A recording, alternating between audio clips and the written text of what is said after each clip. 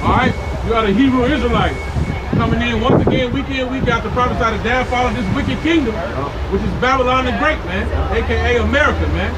All right. So first and foremost, we're going to give all honor, glory, and praises to Yahweh, Ba'ashem, Yahweh Shai, Ba'ashem, Rakakadash.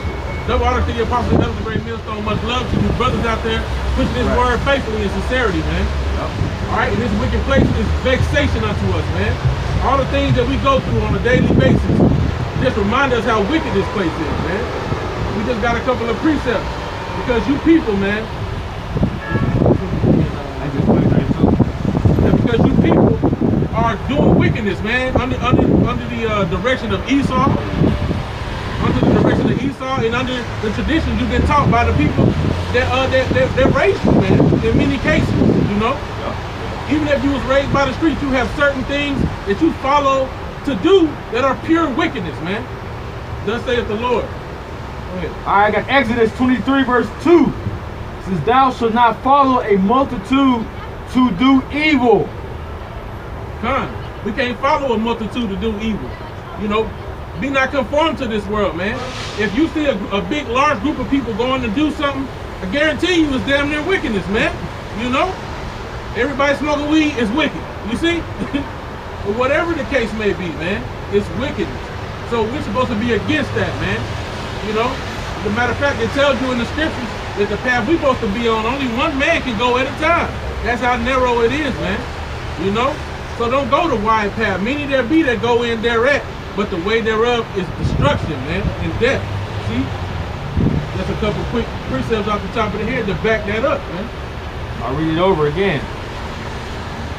It says, thou shalt not follow a multitude to do evil, neither shalt thou speak in a cause to decline after many, to wrestle judgment.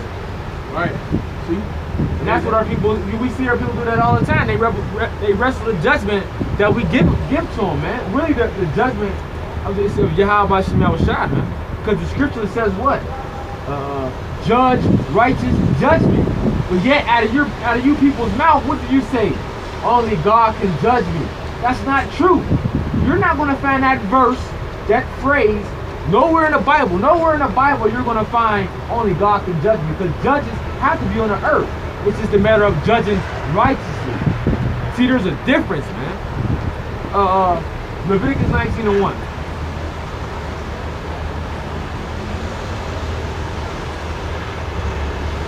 Yeah, that's definitely what it is. We gotta judge righteously, like the brother said, man. You know what? Matter of fact, brother, when you need to conform out to this world, I get 20 minutes to speak on it. Come right here, all right? Leviticus 19, Slakia, verse 15. Says, ye shall do no unrighteousness in judgment. Thou shalt not respect the person of the poor, nor honor the person of the mighty. But in righteousness shalt thou judge thy neighbor. Right, so that's the point, man. You can judge. You know, we make judgments on a daily basis, you know. Even just simple things, you see? So how much more when it comes to the people that you're around, how to categorize that person, how to deal with that person. That's a part of having wisdom. Okay, he's stupid, so I know I shouldn't deal with him this way. Okay, this brother knows a little something, so I can go deeper with him. You gotta make them type of judgments, or you're just gonna be out here blind. You're gonna hit a brick wall every time, man. You see? So how much more the things of this life, the smaller things, you know, whether or not I should get off the bed today. Well, you want money, you're gonna get up. You see? Whatever the case may be. Should I eat this for dinner? That you make judgments all the time. So that only God can judge me. That's false, man. The scripture tell you, no, you're not. That you shall even judge angels. How much more the smaller things, man? You know. Right. So as long as you are doing righteousness to the best of your ability in that judgment, not being a hypocrite, then you're okay to judge. Right. It says that a spiritual man judgeth all things, but he himself is judge of no man. Already got it, brother. Hey, 1 Corinthians 2, verse. I'll start at verse 10. It says, but the Most High had revealed them unto us by His Spirit, for the Spirit searcheth all things, yea, the deep things of the Most High. For what man knoweth the things of a man, save the spirit of man which is in him? Even so the things of the Most High knoweth no man, but the Spirit of the Most High. Now we have received not the spirit of the world, but the Spirit which is of the Most High, that we might know the things that are freely given to us of the Most High. Which things also we speak not in the words which man's wisdom teacheth, but which the Holy Spirit teacheth, comparing spiritual things with spiritual. And the Most High put the Spirit on first and foremost, start with the apostle heart on down to the rest of the apostles and the elders and the brethren that's in the same spirit of Yahweh Shai to have the understanding, man. You know, we don't speak these with men's words. This is all according to the Spirit, man. You see, there's so many precepts that tell you when you're dealing with Yahweh Shai, he will give you the utterance, man. He will give you a tongue that your gainsayers cannot oppose nor resist. You see, think not what you shall speak in that same hour shall be given to you. So many precepts, you see. And then hey, man, there's even more that show you that the utterances, when it says that the Most High is going to destroy the enemy, the man of wickedness with his mouth, we are that mouthpiece. But, you know, I don't want to get sidetracked too far, but the point is, the Most High gave us this understanding, that we uttering the words of Him. It's all spiritual. This ain't something we just came one day and, oh, we knew it all. No, it don't happen that way. The Most High got to be supping with you. You got to be tried. So many precepts. Wisdom. Wisdom does what? Takes you through the crooked path so she can see, if she can trust you. Then she'll rest in your bosom and give you the understanding. We can get some of those. Alright, verse 14 it says, but the natural man receiveth not the things of the Spirit of the Most High, for they are foolishness unto him. Neither can he know them, because they are spiritually discerned. So if you're dealing in carnality, which is enmity with the Most High, you're not going to understand the things of the Spirit. You see, you're going to be walking around blind. You know, for lack of a better way of, hey, they shall grope, what does it say? They shall grope in noonday as in darkness, man. You know, now that's one of the curses, but without knowledge, thine eyes shall want light. You see, that's another scripture. So without this knowledge right here, you lost. You a walking dead zombie, and you're gonna keep stubbing your toes and tripping and falling, you know? And that's it. Yep. Verse 15 it says, but he that is spiritual judgeth all things, yet he himself is judged of no man. Right, so it came full circle back to the fact that if you're walking in the Spirit, if you're doing your best to keep the ways of Yahweh Shai, he's going to sup with you, he's going to forgive you because he knows you're trying. You're not out here willfully sinning. And guess what? Can't nobody judge you, because who can judge who the Most High has forgiven? You can't come try to condemn me after the Most High said, you know what, you forgiven my son. And then you going to come and try to bring it back up. Oh, let me bring it back up. No, it ain't going to work that way. You're going to get yourself in trouble, man. In damnation, you know? Yeah. 1 Corinthians 6, verse 1. Dare any of you having a matter against another go to the law before unto the just and not before the saints? Do ye not know that the saints shall judge the world? Do ye not know that the saints shall judge the world? And if the world shall be judged by you, are ye unworthy to judge the smallest matters? Right, so the question was, why would you go before the wicked for judgment instead of the saints, you know? But the point is, we're going to judge even angels, man. So all that only God can judge me stuff, that's out the window, man. You know, I'm sure you're probably getting some of these. Guess at thy neighbor, you know? You're supposed to guess at your neighbor. You got to make a judgment. Then you find out later on what it really is, you see? Psalms 148, verse 13. Let them praise the name of the Lord, for his name alone is excellent. His glory is above the earth and heaven. He also exalted the horn of his people, the praise of all his saints, even the children of Israel, and people near to him praise ye the Lord. That's right, man. That's who the saints are, the children of Israel. You know, a lot of people get caught up and get simple because of the way that they speak in the Bible. But when it says even the children of Israel, it don't mean also the children of Israel. It means this is who he's talking about. the children of Israel. But you gotta have that understanding from the Most High in order to know what's being said, man, and how to interpret it. Ecclesiasticus 4, I'll start at 11. Wisdom exalteth her children and layeth hold of them that seek her. He that loveth her loveth life, and they that seek to her early shall be filled with joy. He that holdeth her fast shall inherit glory, and wheresoever she entereth, the Lord will bless. They that serve her shall minister to the Holy One, and them that love her, the Lord doeth love. Whoso giveth ear to her shall judge the nations. Whoso giveth ear to her shall judge the nations. And he that attendeth to her shall dwell securely.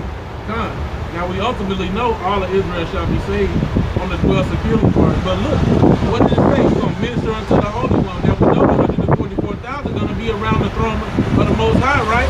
Serving them. That's what the scriptures tell you. It also said we're going to judge the nations, man. That's plain. Verse 15 again, it says, whoso giveth ear to her shall judge the nations. It's on 1 Kings 3:9. Because you gotta understand, who is that her? That's speaking of wisdom, man. Because you gotta have wisdom. You gotta have discernment when you're judging the nations, man. What did King Solomon ask for the Lord before he got all the riches and the glory? He asked for discernment, how to judge between the Lord's people, man. And then everything was given to him. This is the book of 1 Kings 3 verse 9. You gotta get the point. You can go more up however you need to be. Give therefore thy servant an understanding heart to judge thy people. Yeah, so this is what King Solomon asked the Lord for, man. He didn't come out and say, hey, let me subdue the enemy. Let me get the riches. The Lord gave him all that after he seen that the mindset that King Solomon had, man. Verse 9 again. 1 Kings 3:9. Give therefore thy servant an understanding heart to judge thy people, that I may discern between good and bad. That's wisdom, man. You gotta have wisdom to discern between good and bad. You gotta have that spiritual wisdom, and that's what King Solomon asked. I just wanted to ask y'all a question, like, what exactly?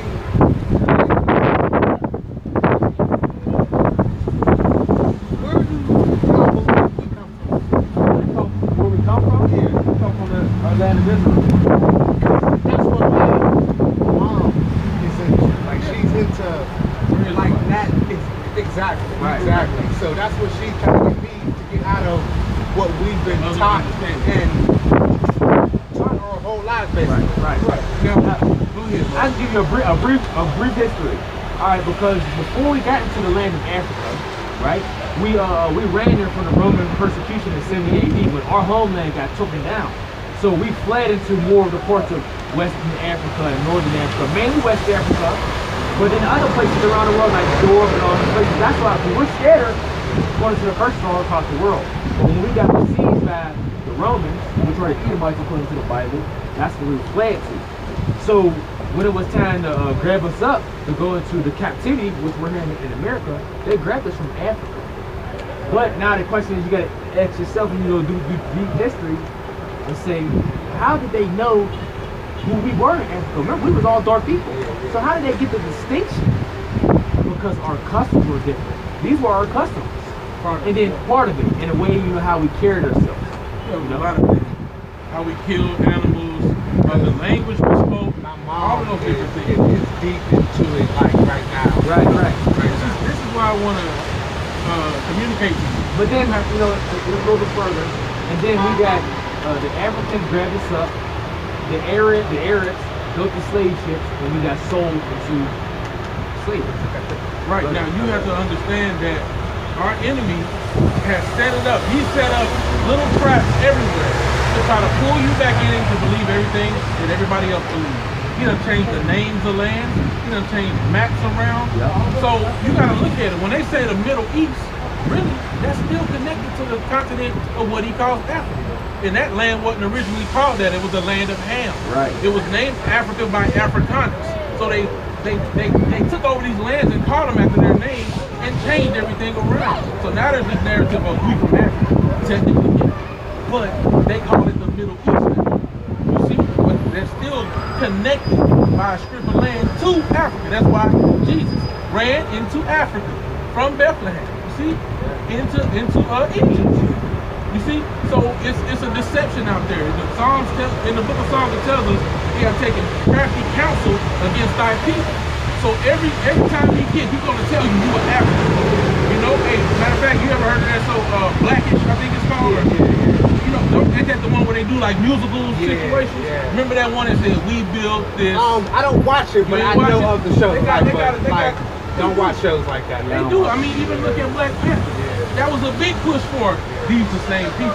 Look at the narrative that came from what's the dude named the Killmonger. What did he say? Oh man, the spirit of my ancestors, they didn't want to be slaves, so they jumped off the ship. No, if you were African, then it wasn't your ancestors. Right. Them was Israelites.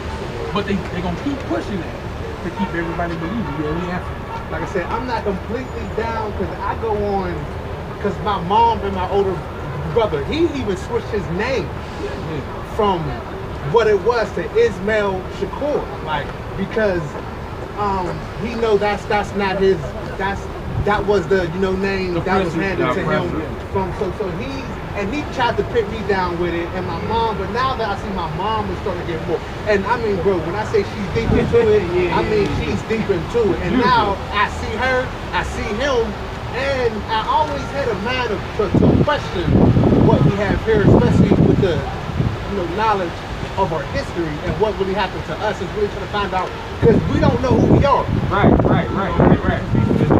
The whole race of people. Chinese man know who he is, the white man, everybody knows who we are, except for who we are. And that's why we're also called the lost sheep of the tribes of Israel. Because let's face it, generally speaking, our people are completely lost. They can't tell you what land they come from unless they quote it from the so-called white man.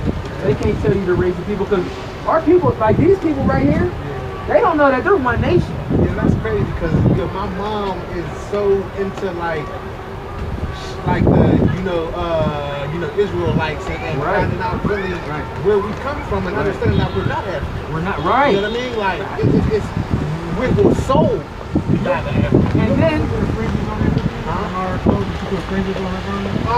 she just started to get into things like that. But just wondering. Exactly what you were saying about, it's crazy that y'all say that because she kind of told me like, bro, when I say it's crazy, when y'all said how was excuse me, but I have like a whole, like a little stutter. But my mom was like, she was explaining this to me like weeks ago about, and she told me to think about it, but how would they know that we are, not the same if we look alike? And now that y'all said it's our customs, how we ate, how we killed our food, how we dressed. Now I'm gonna go back to her and hit her with that, and then my mom was like, "Who you was talking to?" Right. So you know what I mean? I wish I had a little bit more time to really stand here and listen to you guys, man. Because do y'all have a way to get in contact or? And we down here every week, brother. Yeah, they got that little Christmas thing, so we ain't been over here. Around what time? Majority 3. Okay. So, but the best time is 3:30 to be safe. I usually get off work at like 4. Will y'all still be down here? Yeah, we get down here. Can we read this video real fast? Yeah, I feel like I'm in a hurry, but not like. I understand, brother. We understand. If you got a phone, you might want to get to YouTube as well. This is Jeremiah 17. Hey, did you want 4? Verse 4. And 4. And thou, even thyself, shalt discontinue from thine heritage that I gave thee, and I will cause them to serve thine enemies in the land which thou knowest not. For ye have kindled a fire in my anger, which shall burn forever. Right, so our disobedience to the Lord, we broke the law, statutes, commandments, and idol worship. Hey, he told Jeremiah, hey, y'all gonna lose y'all heritage. There comes a point in time, y'all ain't gonna know who y'all is no more. Y'all not gonna know y'all true power to follow. What happened? Right. You're going to serve your enemies in the land that you don't know. Right. Like my mom always said, reading things that have happened, it says it right there. I mean, I'm sure you probably came across Deuteronomy 28 and all that, right? Yeah.